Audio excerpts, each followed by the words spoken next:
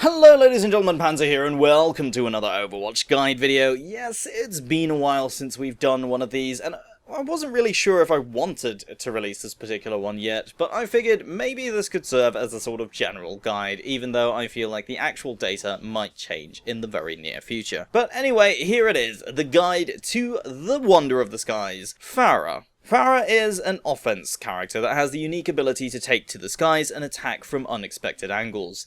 She excels at flanking enemy teams, and since she's basically the only character that can perform extended aerial maneuvers, she can get to many hard to reach areas on the map. And compared to many other heroes, she has an arguably easier to execute escape ability. So let's get down to the data. Now, despite the protective appearance of the Raptora Mark 6, Pharah actually only has 200 health, and while that might seem like the basic amount of health for most offense heroes, it's made up of just pure health and not armor or shields, meaning that she will not only take normal amounts of damage, but she will need healing to stay in the fight. Her primary weapon is a rocket launcher. This is a relatively slow-moving rocket projectile with a speed of just 28.5 meters per second. It deals 120 damage on a direct hit and has a 3-meter splash radius. The launcher has a magazine capacity of 6 rockets mounted on a revolver-like rotary system, and it takes exactly 1 second to reload. Its rate of fire isn't the greatest at just 1.1 rounds per second, meaning that timing shots and leading the target can be essential to maximizing damage.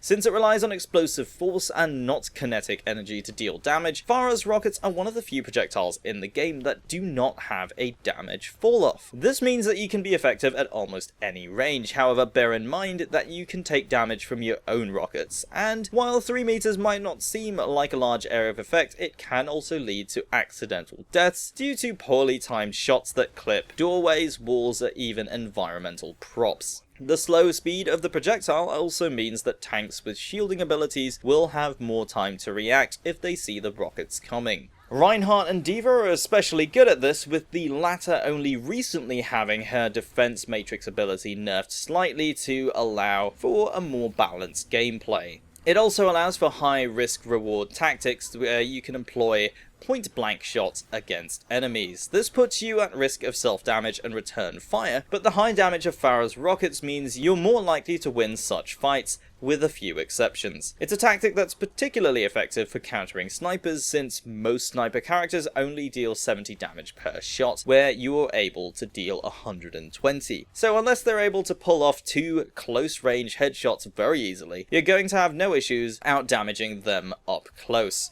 Just don't try this against any close-quarter specialists such as Mei or Reaper, or any of the tanks, and you should be fine. The splash damage of Pharah's rockets can be devastating in close quarters as well. Use it to remove turrets from a safe position or finish off weakened enemies as they dash around a corner. It's particularly effective against Symmetra's turrets since they tend to be in a hard to reach location, but since they also have very little health, an indirect hit from a rocket should be enough to remove them. As you can probably tell, Pharah's primary weapon is easily one of the most versatile weapons in the game. Its high damage output, combined with its splash area and lack of damage fall-off, is only really countered by the fact that it's a slow-moving projectile, meaning that in order to use it effectively, you'll need to time your shots and be aware of any anti-projectile defenses. But of course, what makes Pharah unique are her abilities that give her an extreme amount of verticality.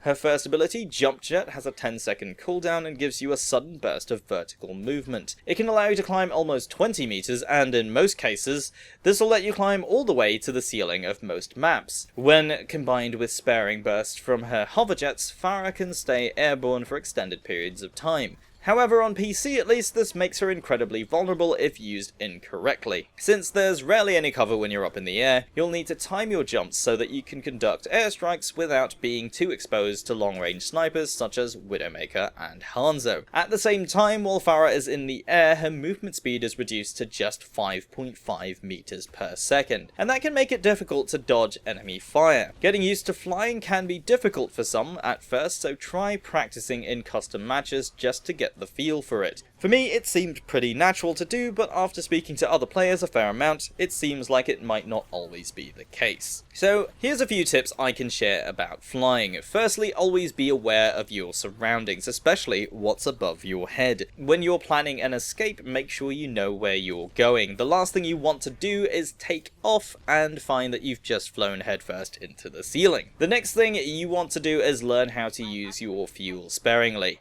Pulsing the hoverjets can keep you in the air longer, and at the same time, the hoverjets only let you gain a limited amount of health, so while you can use it to fly up to higher points on most of the maps, you'll end up draining your fuel much faster while doing that. The last thing I will say is to make sure you know where your team is. Since you can fly over obstacles that your teammates will have to go around, this can make it easy to overextend without realizing it. You're also one of the harder characters to heal, since you'll almost always be out of range of Lucio, and even Zenyatta can have difficulty keeping you within his line of sight in order to heal you. About the only healer that can actually follow you is Mercy, and I've found that most Mercy players aren't going to risk flying to you if you're already overextended. So definitely keep an eye on where your team is and try not to stray too far. Always have an exit planned that will get you back to them.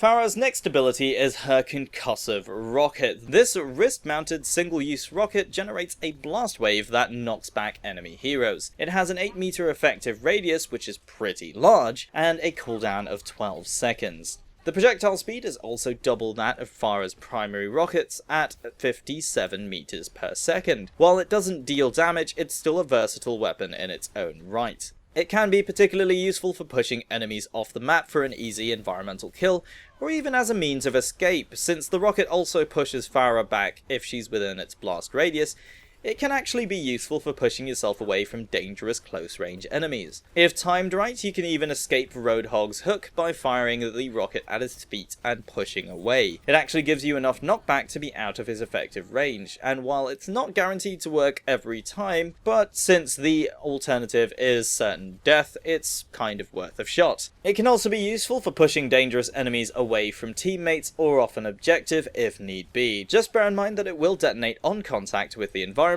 or with enemies, and that the blast does not penetrate walls, barriers, or shields. So if you're looking to push Reinhardt down a well or off a cliff, you'd be better off aiming at the ground behind him. Pharah's ultimate ability unleashes a deadly rocket barrage that can saturate an area with damage. The mini rockets are much smaller than those fired by Pharah's primary weapon, so they deal a third of its damage, a mere 40 points per rocket. However, at a rate of 30 rockets per second and a total duration of 3 seconds per barrage, Pharah's total damage output is still more than enough to wipe entire teams. Each rocket counts as an individual projectile, so it can be countered by anti-projectile defensive abilities, so it's best combined with stunning abilities that are deployed beforehand. The main downside to this ability is that Pharah is completely immobilized while this is happening, so while it can be tempting to fly directly over the enemy team in order to unleash a barrage, you'll also be extremely vulnerable while doing so. Use this ultimate ability from creative locations and try to pop up from unexpected angles to ensure maximum damage potential. Remember that it can be deployed anywhere, so you don't always have to be high in the air to use it. At the same time, each rocket has a small amount of splash radius, so it is also possible to damage yourself if you're too close to a wall or obstacle.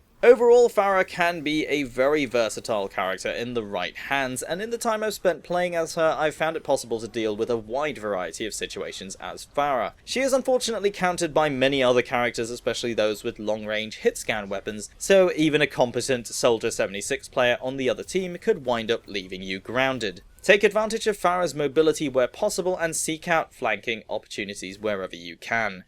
Pharah is unique since she is the only character that can flank enemies vertically with a certain degree of consistency, so it's definitely worth taking advantage of that. She can be a tough one to justify picking in competitive play, however, but once you learn how to fly, I'm sure your team will appreciate the aerial superiority. But let me know what you guys think. Is Pharah viable in competitive still, or will she become viable in future? And if you've played a fair amount of Pharah, what are your thoughts on playstyle? Let me know what you think down in the comments below, and don't forget to leave a like if you've enjoyed the video, and subscribe if you're new to the channel. My name is Panzer, thank you very much for watching, and I'll see you next time.